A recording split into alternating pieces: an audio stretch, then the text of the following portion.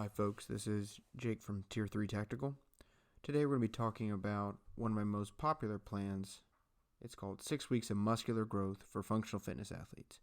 It's part 1 of a 2-part program, and obviously, as the title implies, it is designed to increase your muscle mass and muscular endurance, and these are two common deficiencies I see in a lot of functional fitness athletes. This is going to be the kickoff to our competitive season. And without further ado, let's get into how we're going to split up our training year. Here is a sample of our yearly training plan. You can see it's broken down by what we're aiming to achieve in 3-month increments for the most part. You don't have to break down your training season this way, but I find 3 months is a good goal to shoot for, and it gives your body enough time to adapt. Here you can see we're starting in July. This is completely arbitrary. Could be at any time, could be right now. But we're giving ourselves 2 to 3 months of hypertrophy and muscular endurance. And then it would be followed up with something like strength work, adding in some aerobic capacity, maintaining our strength, adding in anaerobic capacity, building up to the open, and then we'd have an off season after that. This is just one example of a yearly training plan. This plan, of course, would fit into the July, August, September timeframe where we're adding muscle and building some muscular endurance.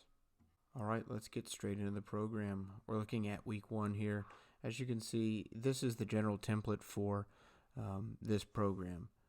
You're going to have 2 compound lifts. Let's look at Monday. We've got a bench press, a 4x8, it's as heavy as possible, and a dumbbell row, also 4x8, as heavy as possible. That's going to be followed up with a 10-minute AMRAP.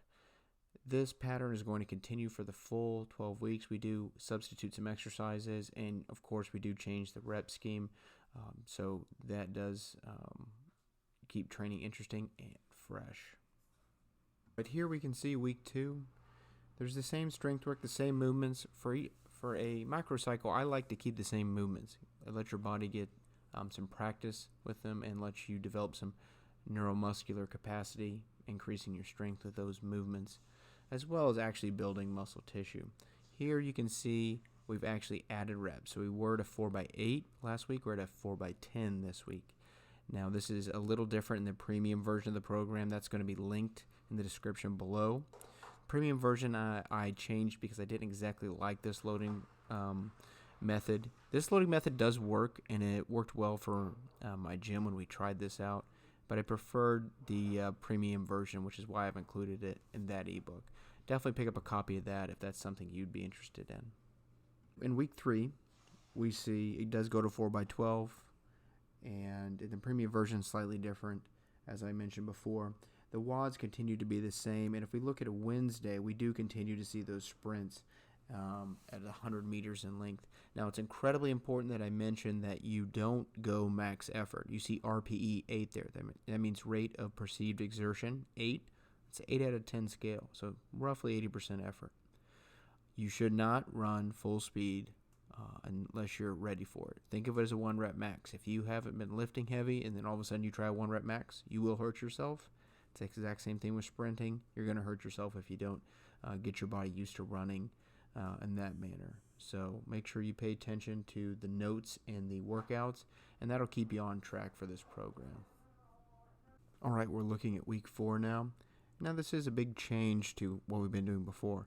You'll notice these are the same movements that we've been doing. The rep scheme is different. So week 4, 4x6s. These are as heavy as you can manage with good form. But if you look at the note, we are switching to a 3-second lowering phase. So for example, on a bench press, you're going to unrack it, get ready, lower it for a 3 count. As soon as you hit touch your chest, it's going to be up as fast as you can. And that's going to be the same thing for like a back squat and things like that, and some of the few other movements there. We've also changed the sprints midweek. You've still got the 100 meters, but we've added some 50s in there. The same rate of perceived exertion at an 8, so don't go too fast on those.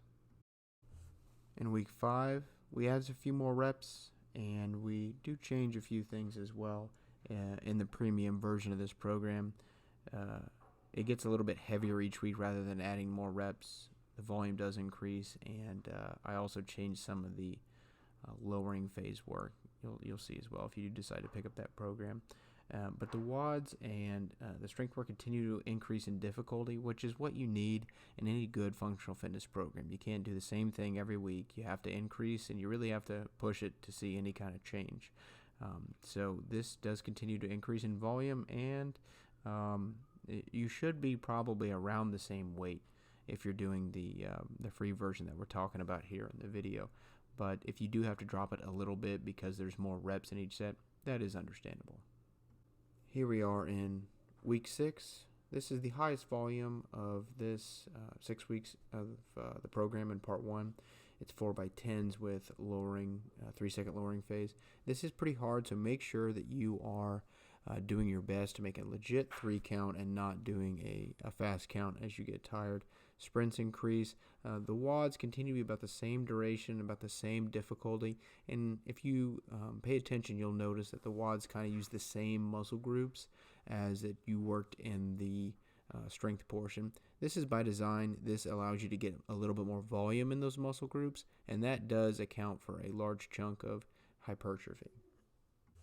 All right, folks, that wraps it up for part 1 of the 6-week muscular growth plan for functional fitness athletes. Like I said, this version is completely free. I have made some adjustments in the premium version just based on having my gym do it and what I thought worked better and what allowed people to gain a little more strength as well as muscle mass.